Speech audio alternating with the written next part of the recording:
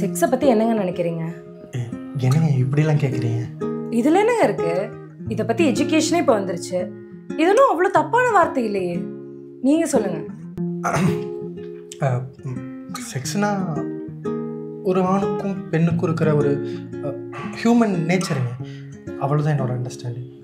Okay, இப்போது நம்ம 2 பேர்த்துக்கு கல்யாணம் ஆகுதுன்னா கொஞ்சம் வருஷத்தில் நம்மளுக்குள்ளே நிறைய சண்டை வரலாம்.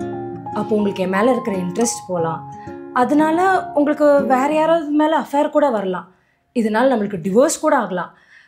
இப்போ இருக்கிற முக்கால்வாசி கப்பல் பிரியறதுக்கு ரீசனே இதாக தான் இருக்குது.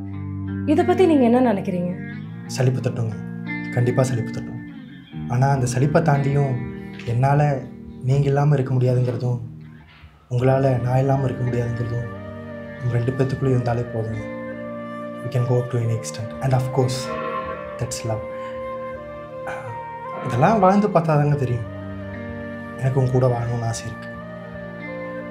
அடுத்த கேள்வி. வேற எந்த கேள்வியும் இல்லை. ஏங்க பிடிக்கலையா? ஃபுல் வீடியோ பார்க்க கீழே இருக்கிற லிங்கை கிளிக் பண்ணுங்க.